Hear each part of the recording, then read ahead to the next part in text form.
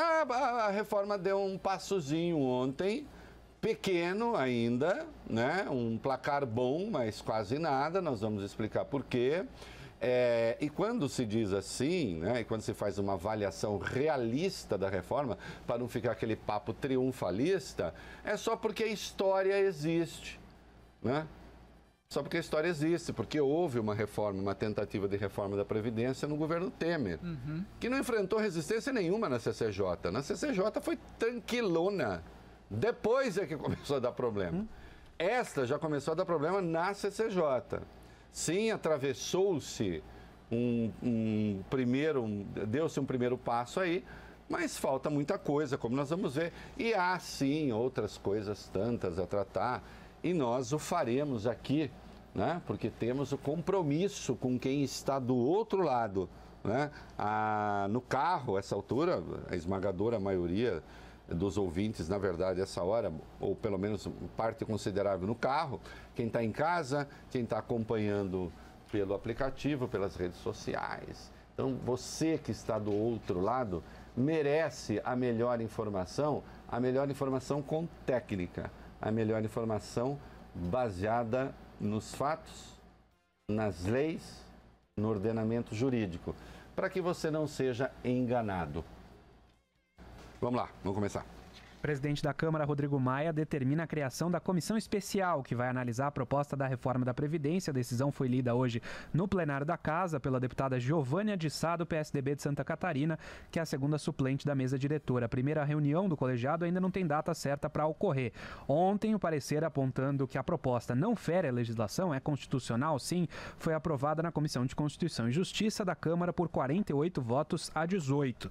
A comissão especial terá 49 integrantes. Foi o que anunciou o presidente da Câmara, dos quais pelo menos 21 serão representantes do Centrão. Portanto, o Centrão terá um peso fundamental aí, talvez até tenha, vamos ver, o comando da comissão, né? Mas então quer dizer que 28 estão com o governo? Não, porque tem também os representantes da oposição, tem aqueles que não estão nem lá nem cá, né? O Centrão vai ter um peso importante. Olha aqui, o governo conseguiu esse 48 a 18 depois de ter retirado 4 itens que estavam lá de contrabando. Muito especialmente a questão do pagamento do FGTS dos aposentados, que nem nada tem a ver com a reforma da Previdência, que havia ali previsto um parcelamento, né? Olá, tudo bem? Estão passando fãs nossos do outro lado do vidro e nós estamos dando um alô aqui. Então, foi retirado isso, foi retirado um troço que Brasília seria o único fórum adequado para resolver questões previdenciárias. Sim. Então, aí eu moro no interior do Maranhão, moro lá em Lençóis e vou ter de ir, né, para Brasília para resolver uma questão previdenciária. Evidentemente, não faz o menor sentido, né? Era uma forma, na verdade, de coibir essa questão. E havia ali 2 outros contrabandos que também foram retirados. Muito bem, retirado esses quatro aspectos, então a reforma foi, atenção, a admissibilidade foi aprovada. Então, o que se diz ali? Não há inconstitucionalidade neste pacote, nesse conjunto de coisas que o governo mandou. Tá certo? É isso. Só se fez isso. Insisto, isso no governo Temer foi muito rápido, no governo Bolsonaro foi muito lento. Ficou lá mais de um mês, né? Nesse vai e volta, porque o governo se negava a estruturar a base de apoio. Agora nós já estamos sabendo... Ô, Fábio Cuba, comecei a dar cargo estatal pro pessoal do Centrão, né? E eu fiz outras coisas. Você está falando aqui dos dinheiros depois, né, Vaibene? Vaibene tá falando, menino diligente. O que quer dizer diligente? Eu nem sei, mas não é dirigente, certo? Não. Não, diligente. Que é um menino cuidadoso, que vai ali. O governo começa a negociar, evidentemente facilita a aprovação. Agora, atenção. Agora, vamos dizer assim, que o pau começa. O que teve de notável aí nessa reforma da Previdência do governo Bolsonaro é que as dissensões começaram antes da hora, né? Porque é na comissão especial que o bicho pega, né? Tem aí alguns dados que vale a pena falar sobre a demora na CCJ? Vamos lá. O levantamento aponta que o governo de Jair Bolsonaro demorou mais tempo para aprovar o parecer da reforma da Previdência na CCJ do que as gestões anteriores. Segundo o jornal Folha de São Paulo, a atual administração precisou de mais dias do que os presidentes Michel Temer, Fernando Henrique Cardoso e Lula, que tentaram fazer reformas da Previdência, mas que esses projetos acabaram não saindo, né? O parecer do deputado delegado Marcelo Freitas precisou de 62 dias. Foi no dia 20 de fevereiro que começaram os trabalhos na CCJ a respeito da reforma da Previdência, 62 dias para ser votado. No governo Temer, a análise foi 9 dias depois do começo dos trabalhos. Já na administração FHC foram 30 dias, enquanto na gestão Lula foram 37 dias. Então você veja, demorou mais, né? Eu acho que esse 62 é um pouco superestimado, porque 20 de fevereiro foi a data de chegada do texto, né? E a comissão não foi instalada imediatamente, demorou alguns dias. De qualquer modo, foi muito tempo, né? De qualquer modo, foi muito tempo. Sinal ali de desarticulação. E é agora, na comissão especial, que as coisas vão começar a se complicar. Por quê? Porque aí tem a questão importante. Vamos para o item 5, que depois eu volto para o item 3, como eu costumo fazer, o Fábio Cubo. Combinadíssimo. Reinaldo, depois de exigir que 4 pontos da reforma da Previdência fossem suprimidos, agora o Centrão quer usar... quer novas mudanças que podem comprometer pelo menos 1/5 da economia que a proposta iria proporcionar.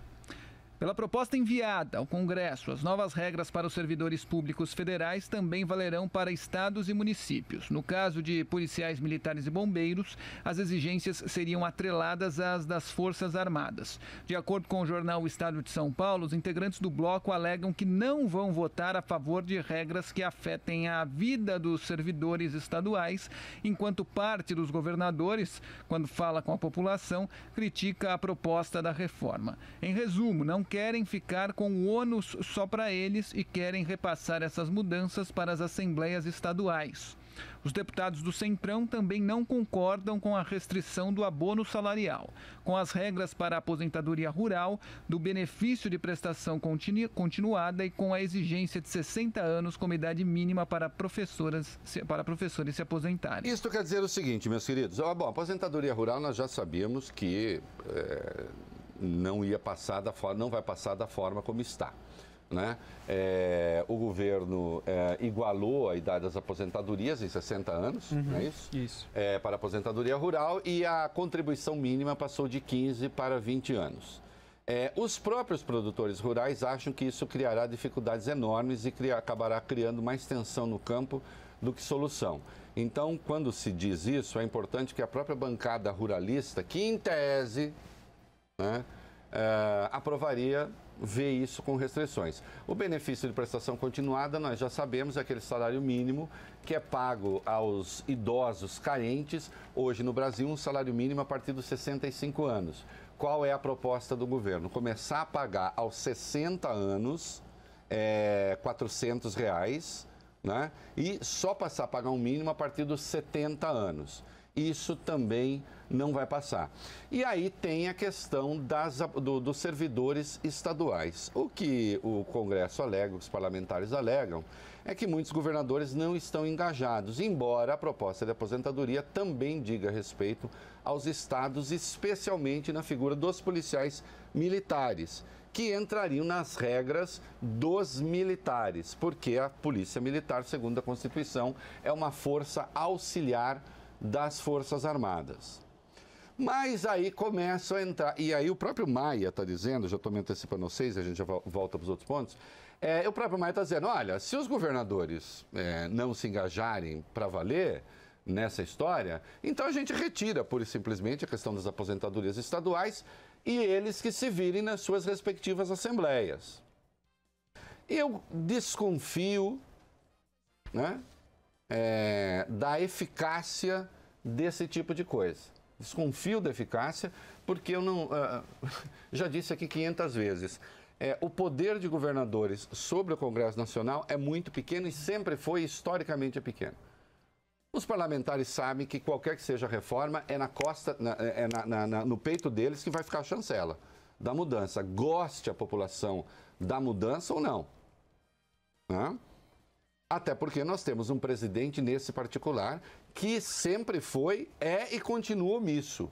Você não tem um compromisso efetivo do Bolsonaro com a reforma. Ele larga lá um pouco para que o Congresso se vire, né? Ele se coloca mais como uma espécie de animador da festa, né? Nós o vemos hoje muito mais empenhado em algumas tertúlias e alguns confrontos que não têm a menor importância para o Brasil, né? Essas coisas envolvendo o Mourão, a questão de gênero, ideologia, não sei o que, o Olavo de Carvalho, do que propriamente com a reforma, que esta sim é importante, do que com o desemprego, que nós vamos ver daqui a pouco, veio um número péssimo aí, né? A economia está parada. E de qualquer sorte a gente não vê o chefe do executivo engajado para valer nessa mudança, infelizmente, né? Então aí, os governadores também, aí então o Bolsonaro não se mobiliza, aí vão os governadores, eles vão meter a cara, porque eles disputam voto majoritário. Eles disputam voto majoritário, que vai interferir com a vida do funcionalismo estadual. Vão meter a cara? Mas aí tem mais coisa. Por exemplo, os policiais civis, eles estão na regra geral de aposentadoria dos servidores. Tem lá uma especialidade sobre idade, que baixa um pouco a idade limite, mas de qualquer modo os policiais civis não querem a mudança, porque aí eles vão confrontar a realidade deles com a dos policiais militares e eles acham que vai haver uma grande desigualdade entre eles. Porque eles estarão submetidos ao teto também. Já os policiais militares não. Porque vão seguir as regras das Forças Armadas. Aí tem a questão dos professores. E as categorias, por seu turno, vão começar a exigir e a falar das suas especificidades. E isto porque ainda a questão da aposentadoria dos militares não ganhou o devido corpo e vai ganhar.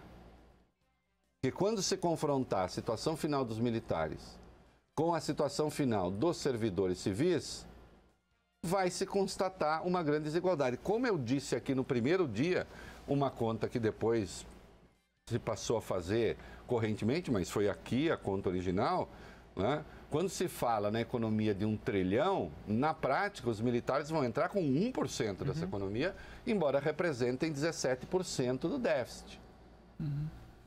Evidente que essa desproporção será devidamente notada, né? Então, é na comissão especial que as coisas vão começar a ganhar o seu real contorno, né? Eu lembro que na comissão, no governo Temer, embora a aprovação na CCJ tenha sido muito rápida, só na comissão especial ficou mais de 90 dias. Antes que se considerasse que depois não ia ser possível mesmo, porque aí vieram os atropelos da Lava Jato e acabou, e greve de caminhoneiro, e a reforma da Previdência foi para o vinagre, né? Vamos voltar aí para o item 3, o que o Marinho... Só queria falar uma coisa, Reinaldo.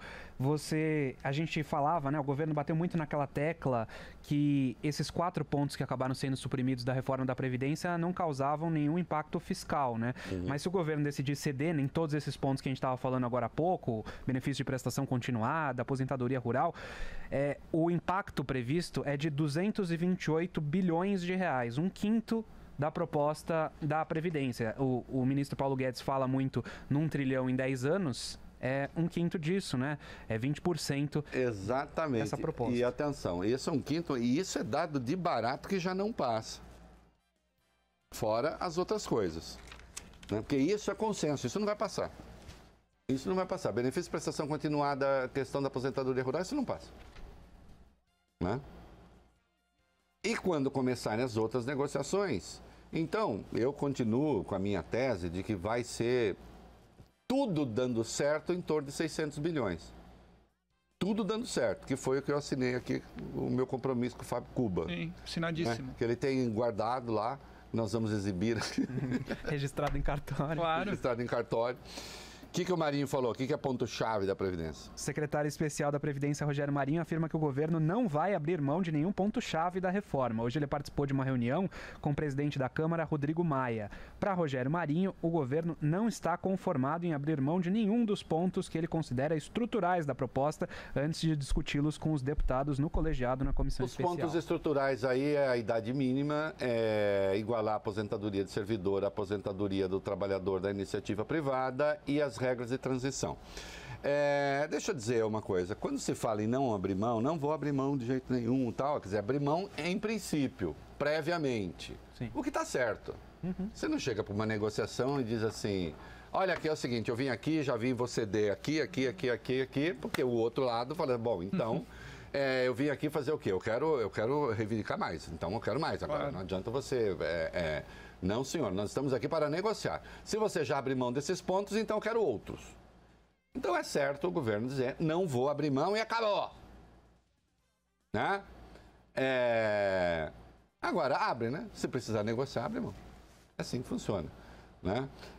Esse não abrir mão, quer dizer, cada um cumprir o seu papel, é parte do ritual. Isso lembra uma cena engraçadíssima da vida de Brian, do Monty Python, quando o Brian está fugindo e ele tenta comprar uma peça para se disfarçar, acho que é um lenço, alguma coisa assim, para fugir, né, dos romanos que estão atrás dele. E aí ele para lá num camelô, num mascate e diz, eu quero comprar isso, quanto custa? O fulano diz, tanto. Ele diz, tá bom, tá aqui. Ele diz, não vou vender, como assim? Você tem que pechinchar. Claro, como assim? Vai me ofender. Tá bom, então eu ofereço tanto. Mas tanto, só por essa peça. Essa peça é muito boa, porque só isso, vale mais. Aí o outro fala, aí o Brian diz, então tá bom. Não, você está querendo me humilhar. Então existe a ideia da negociação. Né? Nós que já viajamos, turistas, sabem disso.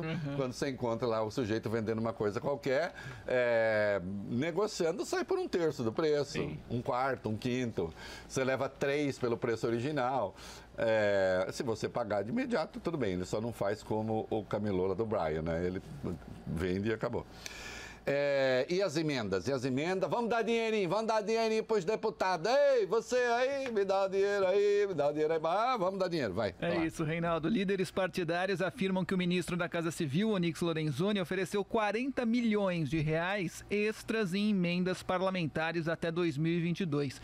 10 milhões por ano. A cada deputado que votar a favor da reforma da Previdência no plenário. De acordo com o jornal Folha de São Paulo, a proposta foi feita em uma reunião na semana passada na casa do presidente da Câmara, Rodrigo Maia. A estratégia do ministro representa um acréscimo de 65% no valor que cada deputado pode usar dentro do orçamento para obras e investimentos de infraestrutura em redutos eleitorais. Hoje são 15 milhões e 400 mil reais em emendas por ano e passariam para 25 milhões. Líderes partidários afirmaram que o ministro da Casa Civil não deu detalhes sobre de onde sairiam esses valores. O problema aí é de onde sairiam esses valores, porque com o orçamento todo contingenciado como já está, com o orçamento impositivo que já foi aprovado, que deixa uma margem de manobra para o governo de 3,2% do orçamento. É uma margenzinha ridícula. De onde vai sair esse dinheiro?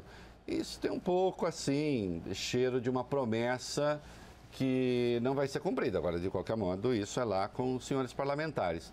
Vejam, eu não sou do tipo, não esperem de mim, porque aí é nessas horas que as pessoas, eu acho até engraçado que muitos tentam ficar mapeando o meu pensamento. Vamos ver se ele é de esquerda, se ele é de direita, se ele é do governo, se ele não é de sei o que, tal. Tem que ver o que diz a lei e como é que funciona a política. Eu não sou do tipo que fica demonizando a emenda parlamentar. Não tendo roubo, o parlamentar está lá para uma das razões dele, é essa mesmo, ele está representando uma fatia do eleitorado. É normal que ele queira levar uma obra para o seu município. Né? Aliás, é uma de suas atribuições. O parlamentar não está lá só para cuidar das questões institucionais. Ele está lá também como representante, né, do povo. E no caso, como ele representa o povo como um ente, o Congresso representa toda a população. Mas cada parlamentar representa um grupo de pessoas. Né? Não é uma simples corporação de ofício, mas se eu sou de 2 córregos, se eu sou deputado, se 2 córregos é importante para me eleger, né? Com os seus milhões de eleitores, evidentemente, 2 córregos precisa de um poço, eu vou querer verba para fazer o poço. 2 córregos precisa de uma ponte, eu vou querer verba para fazer a ponte. Não há nada de mal nisso. Agora, é claro, você precisa ter uma relação maiúscula. Você não pode lidar com os parlamentares na base da simples chantagem. Né? Então, o que há de erro aí no governo, há de erro o fato de que o governo não constitui uma base de apoio estável e fica com essa negociação no varejo. Veja, isso é ruim para o próprio governo. Porque a cada demanda tem um preço novo. Né? É isso. A cada demanda é um preço novo. Quer dizer, como você não estabeleceu um pacto político, como você não estabeleceu um acordo político de regularidade política, então sempre é uma nova negociação. Isto torna instável o próprio governo e aquilo que o governo pretende. Isso é apenas uma observação objetiva. Né? E os empresários mandaram um recado para o Maia, porque o Maia virou na prática, ontem inclusive, enquanto o presidente estava dizendo, por meio do seu porta-voz, frases inteligentes como Carlos é sangue do meu sangue, né? Que lembra a novela da Excelsior, né? Teve uma novela na Excelsior chamada Sangue do Meu Sangue, acho que é de 1969. Eu sei que eu era muito pequeno, nem tinha televisão em casa, eu via na casa de uma tia, mas tinha uma novela Sangue do Meu Sangue, né? Acho que é de 69 mesmo. Acho que teve um remake, mas e posso depois estar deve ter remake. Deve 69, ter exatamente. 69, deve ter tido remake. Então, assim, enquanto estava lá Sangue do Meu Sangue, né? O Maia, Rodrigo Maia, fazendo às vezes de primeiro-ministro, estava onde? Negociando, ainda que não ali no corpo a corpo, mas estava reunido com deputados para tentar fazer aprovar na CCJ a proposta. Né? A Joyce Hassi mandou um piti, fez aquela coisa um pouco dessa tal nova política que contou 0 para aprovação. O que contou foi a atuação nos bastidores do presidente da Câmara. Né? Que recebeu aí, só para a gente encerrar então esse bloco, tem bastante coisa, vamos falar de Lula, vamos falar de Mourão, vamos falar do Carluxo, né? Essa coisa amorosa que tem entre eles, parecendo bolero da Cláudia Barroso, né? A vida é mesmo assim, alguém tem de perder, sofrer, para outro entrar no jogo, perder. Perdoa, meu amor, se você descobriu que tudo foi um logro. Cláudia Barroso, vocês sabem que eu já ouviram falar? Não. Era namorada do Valdir Soriano. Vocês não sabem aqui, coisas fundamentais. Tava lendo aqui que Sangue do Meu Sangue, de 1969, tinha no elenco Tônia Carreiro. Tônia Carreiro que fazia o papel de Paola Renon. Isso aí. Olha só. Protagonista, Fernanda Montenegro, Francisco Cuoco, Nissete Bruno. Isso, exatamente. Eu lembro até hoje de uma cena, e não vou dar detalhes da consequência desta cena, em que o Chico Coco pega a Paola Renon no colo, com vestidão, e leva para um quarto, sobe uma escadaria levando-a para um quarto. Eu tinha 8 anos e pensei pela primeira vez na minha vida, é a memória que eu tenho de coisa assim, Sim. fecenina. Procura o que é fecenina aí com SC.